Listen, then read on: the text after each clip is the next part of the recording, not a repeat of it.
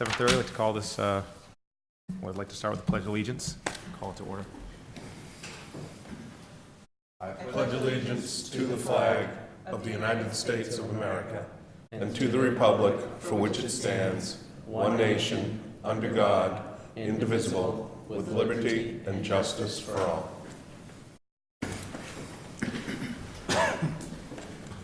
All right.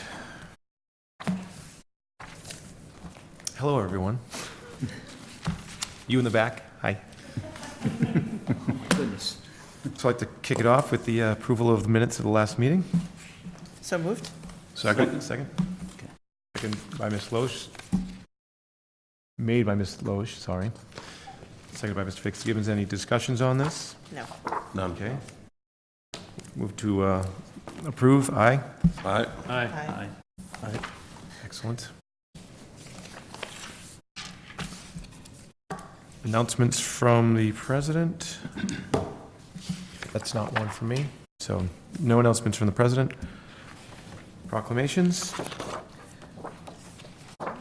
None. Citizens Open Forum. If any one of you would like to come up and say anything? Ms. Holbrook. Seeing none. Moving on to appointments. And we have a couple of voice votes for Plymouth County Advisory Board. I will become the primary advisory board member for representing Bridgewater and Plymouth County. And Dennis Gallagher would be the alternate. And we'll do Motion to appoint Mr. Haley as the Plymouth County Advisory Board member. Second? any discussion on that? No? So take a voice vote on that. All those in favor? Aye. Those opposed? There are no opposed. Dennis Gallagher. You only said you. Oh, we gotta do the, Hey, it's automatic. okay, We only said you. sure. Motion Have to do to, both? motion to appoint Dennis Gallagher as Plymouth County Advisory Board alternate. Second? Those in favor? Aye. Opposed? Done and done, thank you. Mr. President, 7:40 having not arrived yet, I make a motion we take item G out of order, license transactions, petition P2018-008. I'll second that. Okay, yeah, all in favor? Aye. Aye. Opposed? Okay. License transaction. I'll make a motion to approve. Oh, we have to, yeah. Can we move on this? Yes. I'll make a motion to approve. Second.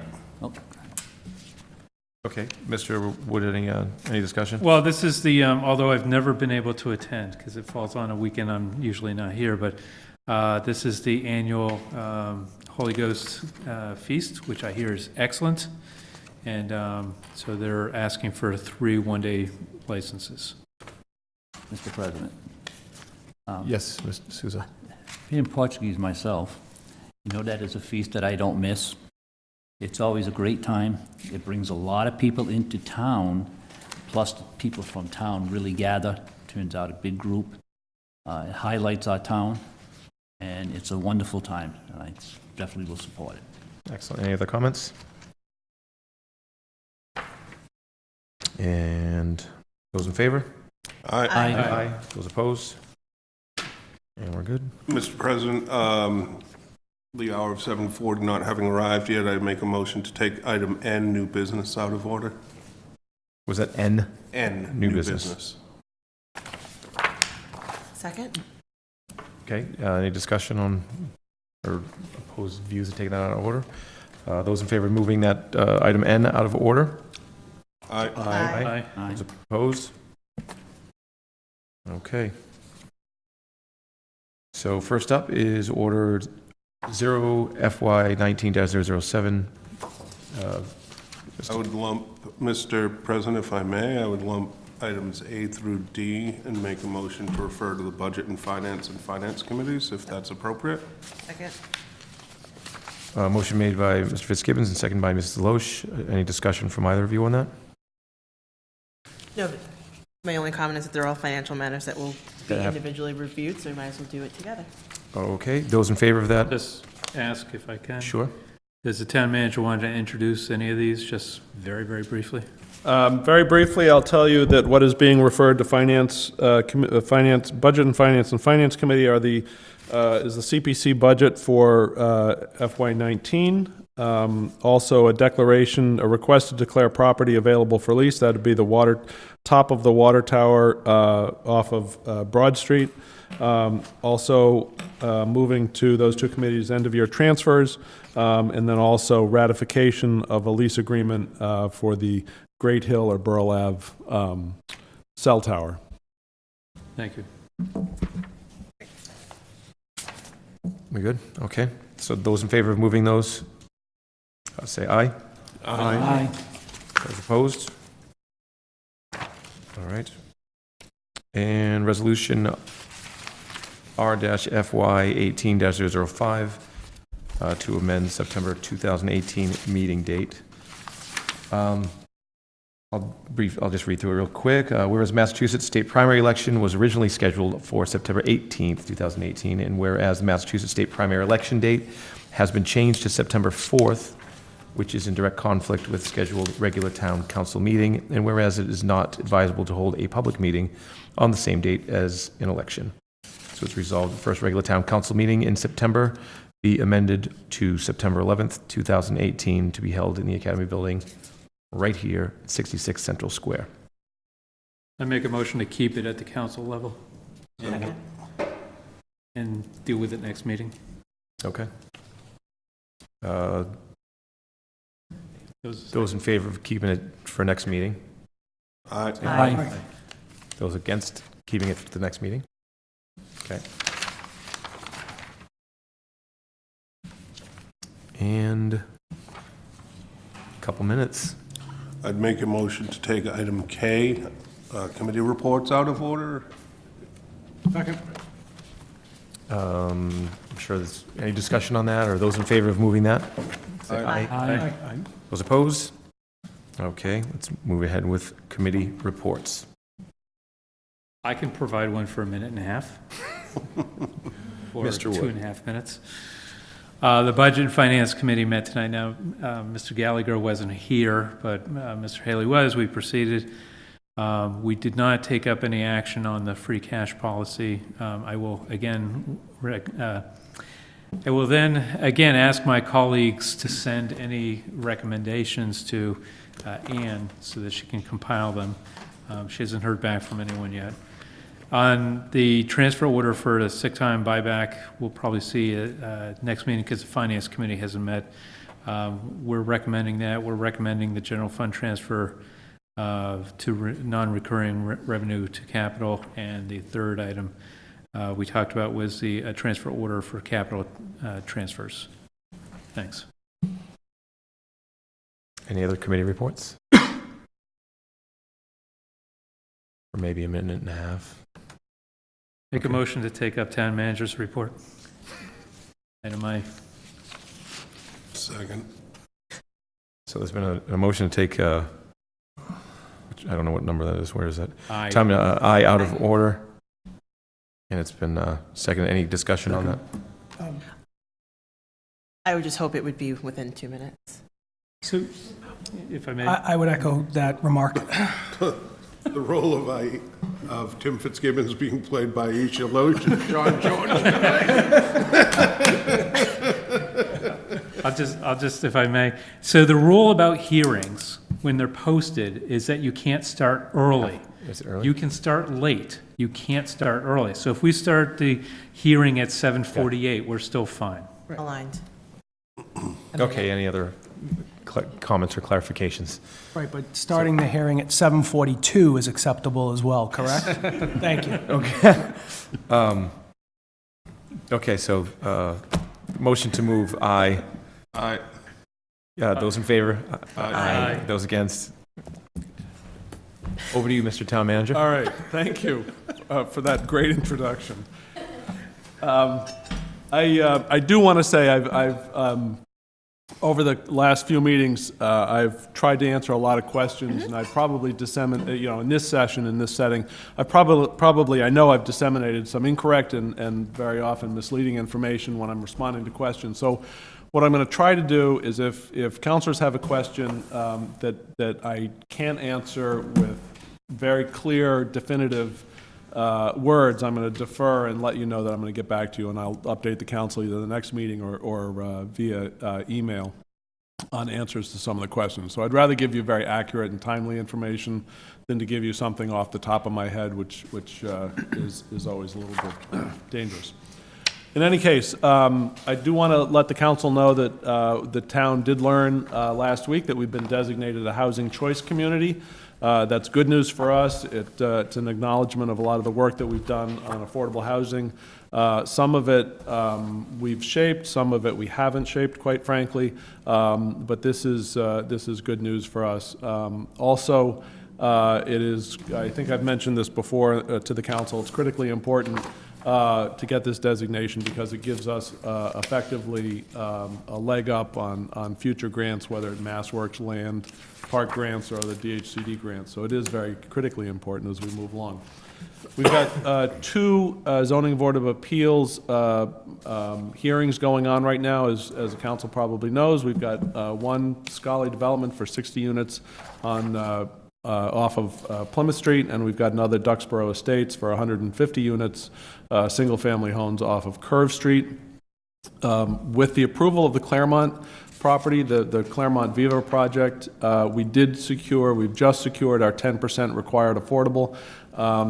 But in response to a question I had to DHCD, any applications which are currently being heard are to be treated as if we have not received the 10%. So we can't, in the middle of a hearing, just say, oh, we got our 10%, and you're done. So that is why the ZBA will continue to hear at least these two projects before we can sort of take a little breath on the 40B front. Our auditors are coming in to do preliminary work on the FY18 audit. This is the earliest the auditors have ever scheduled their preliminary work in Bridgewater, so that's, I think, a good reflection on how far we've come. We obviously have gotten out of the practices that held us up in the old days, and we obviously continue to improve as we move forward. This affects the council and also employees. We're moving to a cloud-based email platform.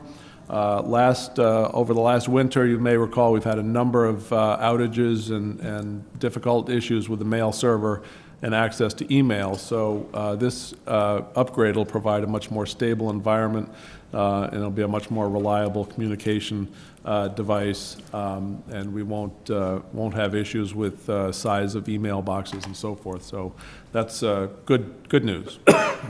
I've mentioned before the roadways department spring road work schedule this year will be very limited due to the expense of the jobs that we have to do. One is Bridge Street. We have to do an embankment repair to the tune of about $300,000. The Spruce Street drainage project, which again we had to do because the road was collapsing, is about $435,000. And then Cherry Street will be addressed this year and end up with their final coat of paving, which is something the residents along there, I think, have been waiting for quite a while. But it did mean that we had to postpone a number of projects that will, again, appear more than likely on our 2019 list, and that info is on the website. So if folks are curious, they can look there. Mitchell School Building Committee representatives and the MSBA interviewed 3 designer finalists for the Mitchell School project, the feasibility phase, that is, of the Mitchell School project. And that joint committee voted Raymond Design Associates its top choice, and we are negotiating now on a final price. But once that's finalized, the firm has proposed a pretty aggressive timeline to get that feasibility phase complete. So that is good news, what we want to hear, that we won't have delays, at least on their end. And the council may remember RDA from its work on the engineering report, which they did after the roof collapse for us, and they were largely, that was a big part of the success of getting into the school building authority process, so that was good. Just as a reminder, and I'll do this every once in a while, the state has put a 55.63 reimbursement rate on our project, so for any qualifying expenses for the Mitchell School will be reimbursed 55.63. So things that are not eligible or ineligible costs, we have to pay for 100%, and those are things like swimming pools, administrative offices, and so forth, things that aren't directly related to the educational, components of the building. So, but obviously, the building committee will keep a careful, close eye on that. I'm close to finalizing an agreement with a planning consultant and a planning attorney to begin our comprehensive rezoning initiative, so I know that's a long time coming. I think we're in a very good place. I think they very, very well understand Bridgewater's current zoning and the challenges that we have. They also have given me some good ideas about how to merge the development of a land use plan, which we probably would be doing in lieu of a very expensive master plan update, but also the downtown revitalization plan and the strategic planning process, all of which are sort of swirling around together. They've done a good job sort of tentatively letting me know how those things can work very well together, and I think we'll get to a good place at the end of that process on all those fronts. And I also want to make sure we get as big a bang for our buck as possible, quite frankly. We also received a little bit of good news on another grant application for municipal vulnerability preparedness grant funding, and this is a state grant that's looking to fund a study of the areas where we are vulnerable, obviously, to climate change, and also help us do some resiliency planning. So the grant provides direct support to us, and we will get that process underway. It's a very public, very community-based process, so we'll be having a number of community meetings on that as we go along. So like the Housing Choice Initiative, this also puts us in a better position to secure funding for other state and federal grants in the future. We hosted Student Government Day last Thursday. We had about 26 BR juniors in attendance, and they claimed they all learned something about municipal government, which is the whole point, and that's a good thing. But I would like to thank both Councilors Fitzgibbons and George, who took some time to offer their insights, and I'm sure had to take a day off because of it, so we really appreciate it. And I think the department heads I think they get quite a lot out of it as well, so that's it's kind of a fun day for all of us. Board and committee appointments are scheduled for later in June, so anybody whose term is expiring, this isn't the council, obviously, but anybody on a board and committee whose term is expiring, we have sent letters to and asked them to let Mr. Spagone in my office know if they'd like to be reappointed, and we'll probably be bringing those to you the next meeting in June. If not, it'll be the first meeting in July. So I know right now, I'll let you know we have vacancies on the Conservation Commission, the Board of Health, the Cultural Council, the Disabilities Commission, the Elder Affairs, Finance Committee, Historical, Open Space, Planning Board, Save Committee, the Veterans Council, Water and Sewer, and also the ZBA. So if there's anybody interested in any of those positions, or if counselors know of somebody that might be interested, I ask you to let them know that those openings are there, and contact our office, and we'll point them in the right direction. And that's all I have. It's 7:47. Can I ask a question on that last item? Can you, Any councilors have questions? can you pass that list over to Ann and have her distribute it to all of us? Sure. Please. Yep. I think I'll never remember all those. It's a lot of committees. I will do that. Like I had holes. The websites also should be updated as of today as well. So, but I'll get the list out. Thanks. Any other questions for the town manager? Mr. Fitzgibbons? Just to be clear, We're not looking to put a pool in this fix of the Mitchell School, correct, Mr. Dutton? That's absolutely correct. All right, so there's really no need to bring it up. Is an expense that wouldn't be reimbursed because it's not one we're looking at. Thank you. Mr. Columbotus. Thank you. Mr. Dutton, the two big road projects, the Bridge Street Bridge at over $300,000 and the Spruce Street drainage at $435,000, these funds are coming out of our Chapter 90 money, right? Correct. And what is our annual, how much did we have for 2018? I believe it's about 738,000. Those two total 735. So is that to say we have $3,000 to attend to all other road needs, sidewalk needs in town? We do budget a little bit, but within Ron's budget, but not nearly enough. I mean, he can manage line striping, pothole repair.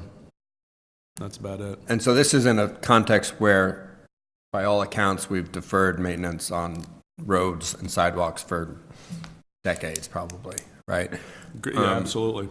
So we probably should address this, or else we're just going to see things crumble more, become more expensive to fix, bring on a lawsuit when someone, trips on a sidewalk. And so this is something we've talked about a little bit before, but would you say it makes sense to, in a very concerted way, address this and think about seriously perhaps a debt exclusion to pay for some of these sorts of infrastructure? Not just improvements, but not falling too far behind, really. Yeah. I can tell you what I've told staff over this last month, that we're going to go through a internal planning effort to make sure that we can account for every road and street, its condition, and also the condition of sidewalks and any other infrastructure that we've got to look at, including drainage. We're going to start putting prices to that because the pavement management plan that we had done, really only tells part of the picture. So we're going to put the entire list together. Obviously, we'll share it with the council, share it with the public, and just let people know what we've got stacked up in front of us. But I wouldn't.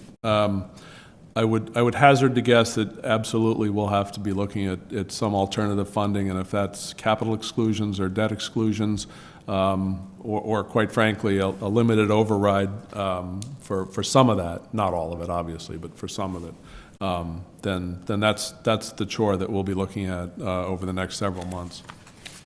Right, and this is also, you mentioned before that we have a lot of miles of roadway per capita. We're kind of spread out as a town, and so we've got a lot. So it seems altogether like a pretty serious situation. I just noticed something in your operational update from the Highway Department about sidewalks. Let me just find it if I could. I know Ron has said that, sidewalks are crumbling. One of the reasons that we've identified is that for a number of years, the planning board required sloped granite, and that was an aesthetic choice. When you do sloped granite, you can't properly compact in order to do if you're using, bituminous fill for sidewalk, you can't adequately compact it. So you also develop cracks where the granite meets the pavement, and then the water gets in there, and it decomposes both the mortar joints in the granite and also the sidewalks.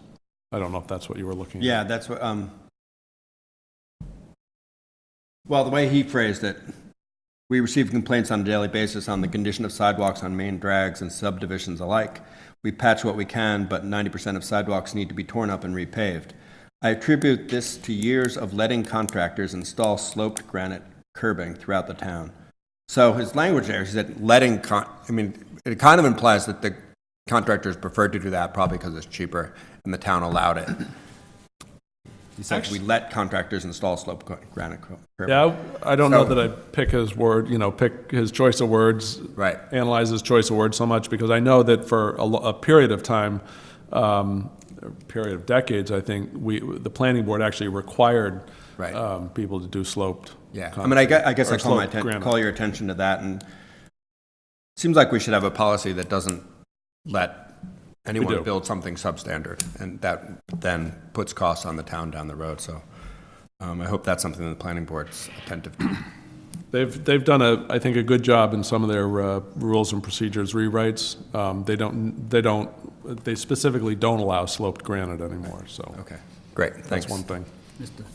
Chairman. Mr. Souza. Yeah, on the same note, the sidewalks, Main Street up near West Bridgewater Town Line, all the way down where we have those beautiful trees. Those trees have one problem with them.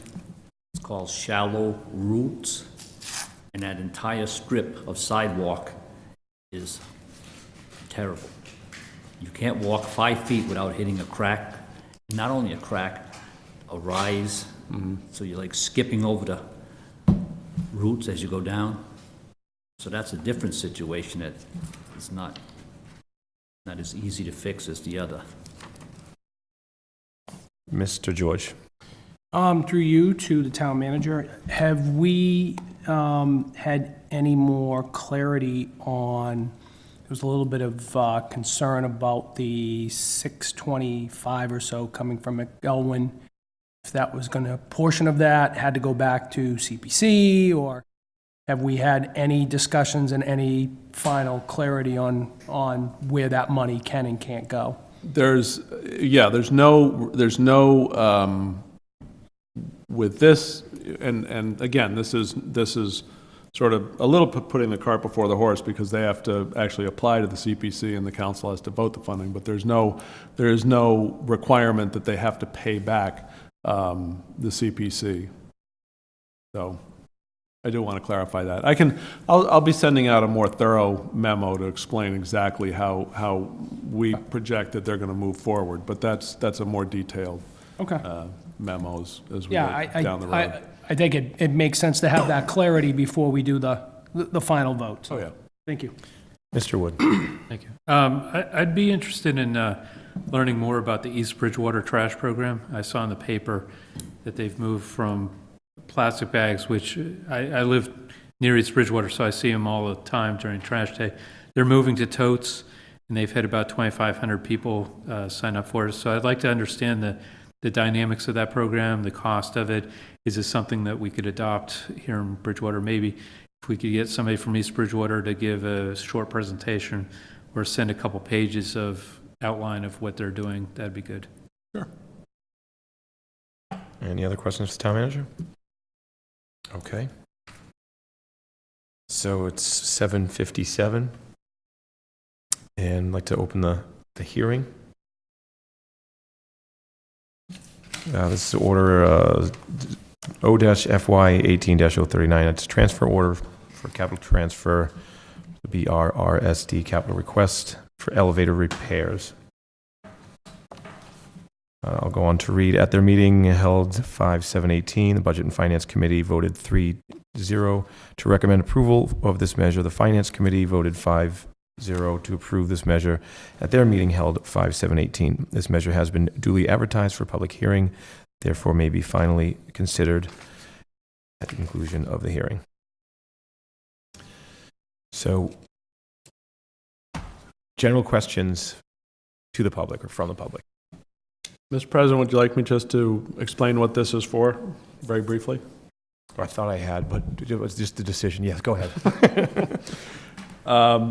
The school district had to incur a sizable repair bill to the tune of $22,491 to repair an elevator, which is critical to their operation. So that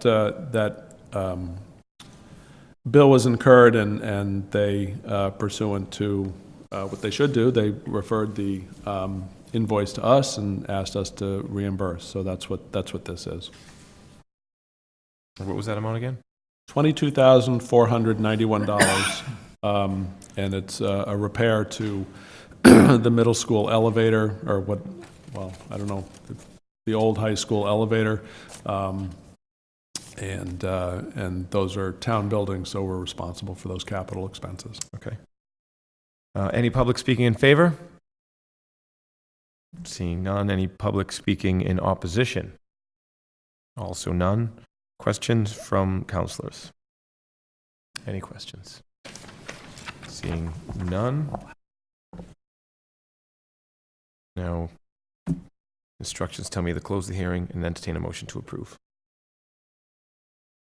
Those hearings closed officially at 8 o'clock. Motion to approve. Second. Motion made by Mr. Wood, seconded by Mrs. Loesch. We do a discussion for hearing? Yes, excellent. Any discussion? No, I think you highlighted that the Budget Finance and Finance Committee fully supported this. We know the process behind it, which is the district incurs an expense, capital expense, and on one of the Bridgewater's owned by Bridgewater, and we pay that bill. So here we are. Here we Thanks. are. Mrs. Loesch, anything? Nothing to add. All right. And with that, we vote. Is this a voice vote or is this roll call vote? Thank you. Mr. Souza. Yes. Mr. Columbotus. Yes. Mr. Wood. Yes. Mr. Haley. Yes. Mr. Chase. Yes. Mr. George. Yes. Mrs. Loesch. Yes. Mr. Fitzgibbons. Yes. 8 in favor, none against. Okay. Now we go back to some semblance of, where am I headed here? H. Correct me if I'm wrong. Going to H? I'm going for it. There's no presentation. Oh, the license transaction? No, we did that. No, we did that. H. Don't confuse me. H. Yeah, we're on H. Thank you, Mr. Wood. Presentations, seeing none. Already having I and J, having K. L, legislation for action, seeing none. Old business, none. New business, took care of that. Citizens' comments. Either one of you like to have any comments? Council comments. Mr. Souza. No, this meeting's too short. I'm really concerned about our roads and sidewalks. I think if we want to assure a reasonable quality of life and attract private investment, commercial investment to ease our tax burden, we need to have our roads and sidewalks in decent shape. And given that we've had such a backlog, and now this year we have $3,000 to spend on everything else besides these two projects, it's really serious, and I think we need to come to a really clear solution how to address this. I do wonder why perhaps it might have made more sense to bond these two projects with the debt exclusion or some other funding mechanism. It seems like our Chapter 90 money, which comes from the state, should have gone towards more routine maintenance and a wider array of projects rather than just being eaten up almost completely by two projects. So I think it's really, really important we get a handle on this, or else we're going to find ourselves in a deeper hole than we already are, both literally and figuratively. That's it. Thank you. Mr. Wood? Thank you. I'd like to congratulate the 300-plus graduates of the class of 2018 from Bridgewater Rainham. We also need to congratulate their parents, the school committee, the administration, everyone else involved in getting them through the years to that graduation. Job well done by everybody. Thanks. Thank you. Couple things. First, I missed something in the meeting. I'll put it into my comments. There's a letter of condolence that was in the pile that I missed. So I'd like to address that right now. The passing of Mr. Gates, who served in the United States Navy during the Korean War. And I'd like to have a silence for him and his family and those others who may have passed.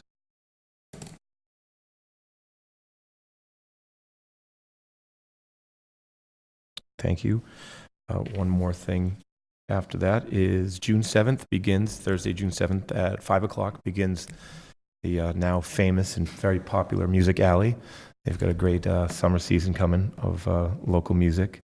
That'll be lots of fun for friends and family. If you haven't been there, get there. Again, starts at 5. Great stuff. Though I won't be playing there this summer, I don't think. I recommend it to everybody. I'd like to reiterate what the town manager said with regard to getting some of these empty seats and boards and committees filled. I'm sure we'll get the list like Mr. Wood requested, and we'll be able to hand out flyers to our friends to get them on those committees. That's all I have for today. Mr. Chase. I noticed, as I'm sure others of you have as well, that Crispy's Restaurant received some accolades for, and rightfully so, I think, for the evening of dining that they hosted, I think just the other night. It was, I think among others, it was intended for families who have members with autism. And I think it received, again, a great deal of publicity. I think hats off to them. Mr. George. Couple things. So I'd like to echo Mr. Wood's comment on graduation, which I thought was well done. To put 324 kids through a graduation in, I don't know, an hour and 50 minutes, roughly. Just is a testament to all the work and the coordination for everyone involved. So I thought that was great.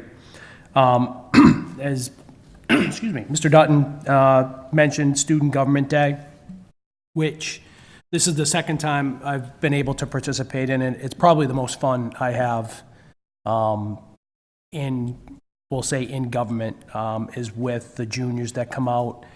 They're very engaged. We had a lot of fun. It's only the second time I actually watched a video with me in it because I thought it was just enjoyable. The kids asked a lot of great questions. And the funny part was, in one particular part, I was sitting next to Lorraine Cardoza, and she was telling us the story about years ago when they had student government. They would actually ask the kids to volunteer to go with a department, and one time no one wanted to go with her for elder affairs, and she was upset, and rightfully so. This year, during the committee presentations, the two students got up and were amazed at the fact that they went down to the senior center, and they were a lot younger than they thought, and they were doing Zumba and all of these things. And, you know, I said, as much as it is about us giving them exposure to town government, some of the ins and outs and things of that nature, it was nice to have some of the students get exposure to probably something that they've never stepped foot in before, and had a great experience and came back, and I thought delivered a great message. So to everyone that coordinated at the school, everyone who coordinated here, who took the time, I thought that was a lot of fun. So good job on that. Last thing, and this is probably for another discussion down the road, and I don't know if it's ever been discussed before. I like for us to start thinking about maybe this council getting access to technology and making us a little bit more efficient. I got to be honest with you, between the papers, I'm trying to read reports on my phone. Maybe it's time for us to actually get with the times, maybe look at iPads or things of that nature that are specifically dedicated for these meetings, that not only gives us access to the information that we have today, but in past meetings, it was very good. I don't have my iPad today, but it was very, very good to be able to go back to things and pull them up and be able to access it. And I think we sometimes just don't have that access. So I think it's something that we should seriously start looking into and see if we can get at the council level, make us, like I said, a little bit more efficient and effective. So that's it for me. Mrs. Loesch. Thank you. I want to thank everyone that helped with the parade and participated in the parade. I wasn't unable to attend, but I heard it was a really good turnout and a great ceremony, so thank you for those folks. I want to say Happy Pride Day to the LGBTQIA community. It's Pride Month, it's June, so everyone be excited and celebrate. Committee meetings, my committee meets roughly monthly, but I just want to encourage all of us who are in committees to hold their meetings and then go to them and then report back on them, because that's where all the work is done, is in committee. So if we want things to get done, we have to meet to get it done. Last week or last meeting, we had a really big discussion about the budget, which I did not partake in. I just took it all in, and I now have thoughts. I think what we went back and forth on about the school was helpful. However, we had the budget from our resolution in October, I believe, and the school has been asking for level funding probably since January. So for us to be in the very last moment to be discussing and trying to figure out where we can find $25 did not seem like a good use of time. And if that's something that needs to be done in budget and finance or whatever additional committees, we should be having those conversations previously, so when it comes to the final vote, we're ready. We have it, our statements, we have our, understand where our dollars are coming from, and we're presenting something to the town that makes sense and not haphazard, which is how I felt the conversation was going. And then lastly, the planning board and CEDC will be meeting on July 20th for 2 ordinances, one being the Lyman Place, which is in District 1, and the updating on Elm Street. So for those that are interested on those 2 topics, I encourage you to come on the 20th at 7:30. And that's it for me. Mr. Fitzgibbons. Do we have an executive session, Mr. Haley? It's on there. No. No. All right, then expect my motion to adjourn right after I'm done. I want to echo Mr. George's sentiment. I was able to get to Student Government Day this year, and Ms. McCord does a great job organizing the students and getting them over here. And we had, Mr. George and I had 3 great students, 2 from Bridgewater, 1 from Rainham. Really were interested and wanted to learn about the town council and how things work, and the goods and the bads and the ins and the outs, which was great. And they ran a great meeting afterwards, and got to hear from all of the other students who'd gone out with various departments to hear the propaganda from the police chief and the fire chief. I'm just kidding about that, chief, so you know I love you. But where things are needed in town. And it was good. You could tell that the kids who were here listened to the folks they were with and understood their mission, what they were doing, and, you know, how we all work together as a town. And I think that's a great experience for all of them. And I encourage all of my council colleagues to, if you're able to participate in Student Government Day, it's certainly well worth it. And then secondly, just kudos to everybody who participated in the Memorial Day Parade. As usual, the Veterans Agent and the Veterans Council did a great job organizing the event. The BR Marching Band sounded great. And it's always a moving ceremony to be there on the common and be part of the wreath-laying ceremony, to hear the words of the Gettysburg Address and other historical documents being read for us, to remind us really of the importance of Memorial Day. So it was just a great time. So I appreciate that, and thank you. And with that, I'll make a motion to adjourn. Second. Okay. Don't have to vote on that, do we? We All just in went up. Take a vote on All in that. favor? Aye. Opposed? Good.